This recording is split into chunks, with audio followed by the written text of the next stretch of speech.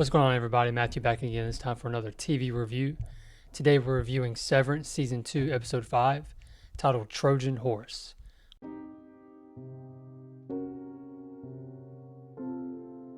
This episode is directed by Sam Donovan and written by Megan Ritchie.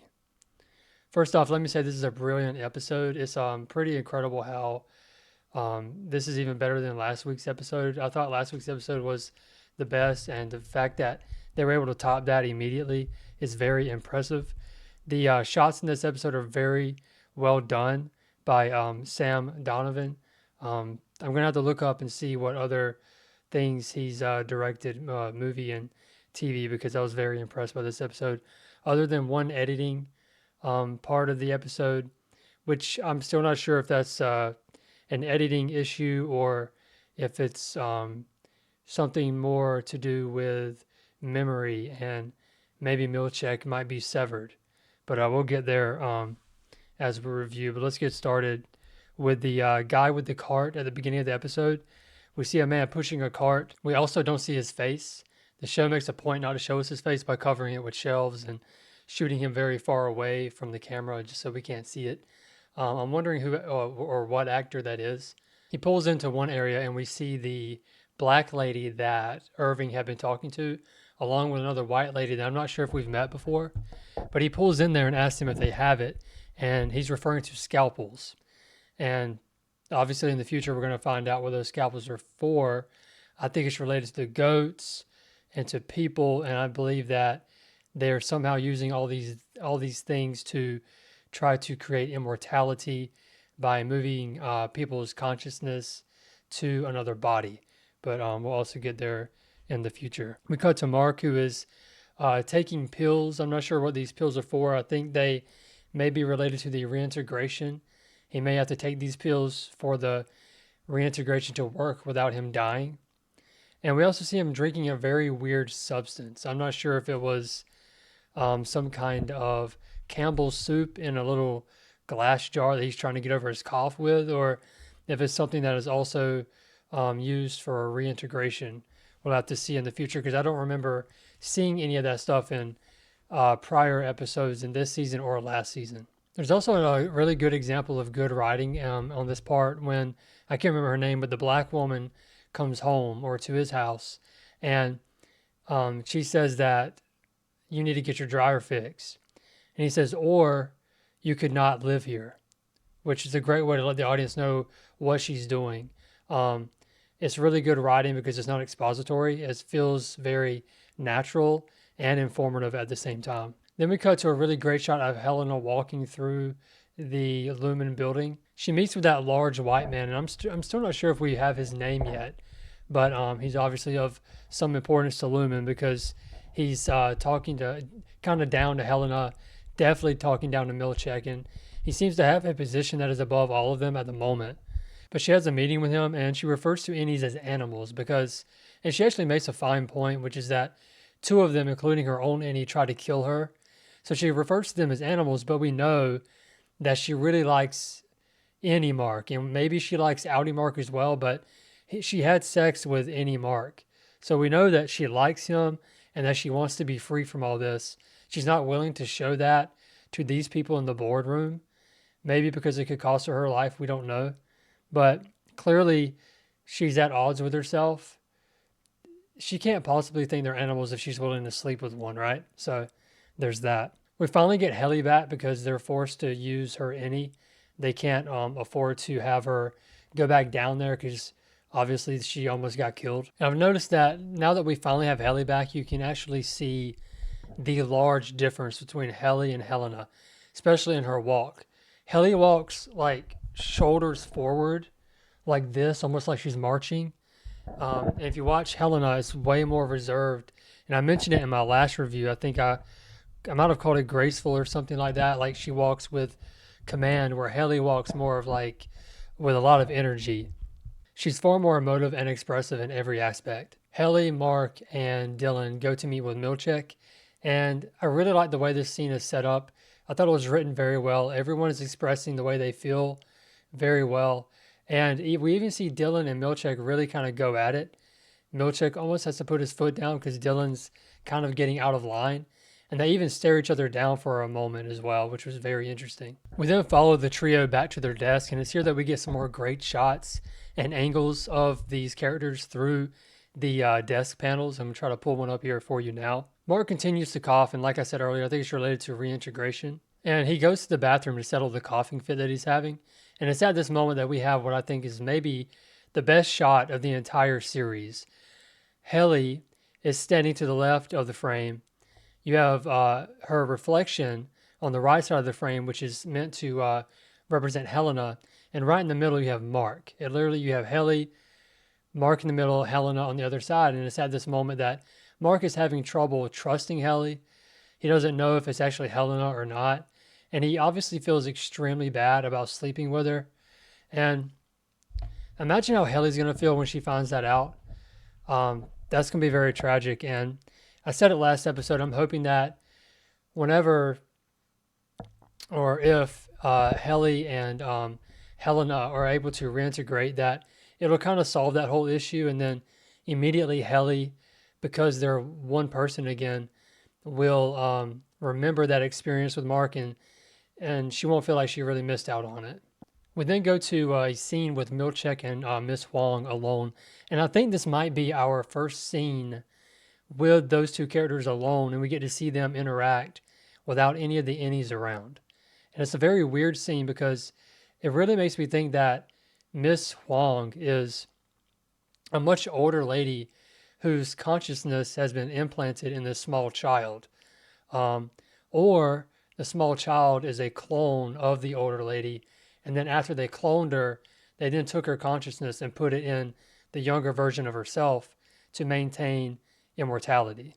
We then get the funeral scene where Mark is very dejected and not very involved because he knows that Irv's Audi is still walking around, so he's not dead.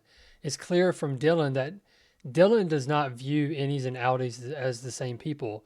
He tells Milchek in the previous scene that he doesn't give a damn about Irv's Audi. He wants the innie back. He considers him to be dead. And Helly agrees with him. They're very upset that Mark is not involved or really caring in this situation. And it's here that Dylan, in his frustration, calls out Mark about his Audi being married to the Asian lady. I'm blanking on her name at the moment, but being married to the Asian lady that works on the severed floor. And I actually had forgotten that Helly didn't know that. And so that's a huge surprise for her. And it's very interesting because whenever Mark reintegrates fully, he's going to have feelings for both his wife and Helly. Now, you have to assume Audi Mark has much bigger feelings for his wife than any Mark does for Helly, but it's going to make for some very interesting television when that part happens. And then we cut back to Milchek, who's having his performance review. He meets Natalie to follow her to the boardroom where he's going to have this meeting. But first, he wants to get her opinion on those portraits that he was given with the black here with the blue eyes. And he really wants to know how she feels about it because he can tell, as the audience can, that she's very hurt by it, much like he is, and that they are being treated differently because of the color of their skin. And it's also at this moment that we have a very strange editing error. And with how well this show is put together, it's hard for me to believe that this is an actual error. You'll notice that when Milchek talks to Natalie, he steps forward and is maybe a foot or two away from her. It cuts to her, and then when it cuts back to him, he's 5 feet away from her again and then has to step back into her to continue the conversation. If it is an editing error, it's a huge one, and I'm not sure how they missed it because I noticed it immediately, not even on my second watch. We then go back to Dylan, who's looking at the watermelon version of Irving. And it's here that he walks away and he sees the hang in there sign, which hang in there was the last thing Irving said to him before he was quote unquote killed. But it's here that Dylan's looking at this sign and for some reason decides to reach behind it. Now, I really didn't buy this. I thought this is the worst part of the episode, other than that editing error, if it was an editing error. But I don't know why that would make him think to look behind the poster. I guess you could just credit him with being very smart, but that's not something I would have thought to do. I've definitely would have stopped and looked at it. Um, I mean, I guess it makes some sense, but I just thought in that moment it seemed way too quick to say, "Oh, hey, let me look behind it," and sure enough, there's something there. I didn't really buy it. And then we get the Milchek meeting with that large white guy, and he's finding out that he's using too many big words. Apparently, Miss Wong had ratted him out about that, and also paper clips or something on the paper.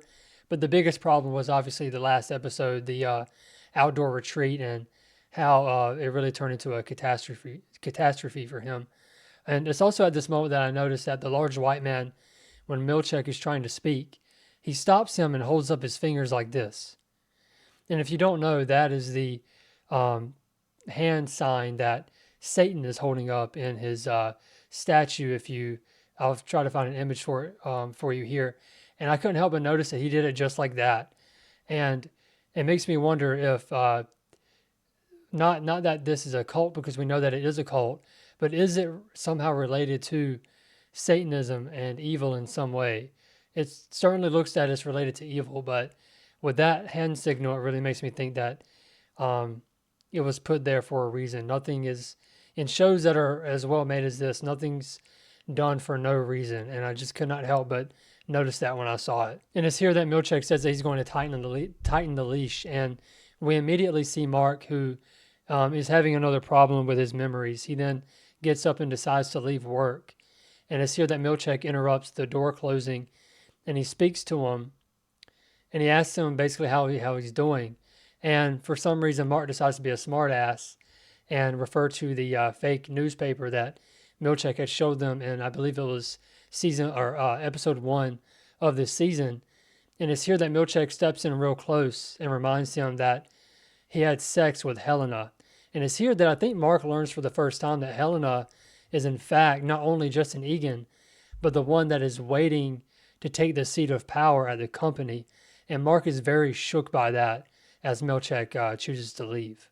And as Audi Mark leaves the Lumen building, we see that Helena is watching him, showing that she does have feelings for him and that she cannot truly see them as animals if she has feelings for Mark in such a way. We overhear Rickon's wife, who is Mark's sister. I'm blanking on her name as well. She is reading some of Rickon's new work that he's writing for Lumen. And she's really upset with him because it's basically propaganda. He's giving up on what he believes in to write what they believe in so that he can get his biggest payday. And we're going to have to see where that goes from here. I think that he's going to ultimately decide to put in his own messaging. He said that he wanted to use it as a Trojan horse, which is the name of the episode. He wants to slip in his true feelings and true messages into what is otherwise seen as propaganda for Lumen.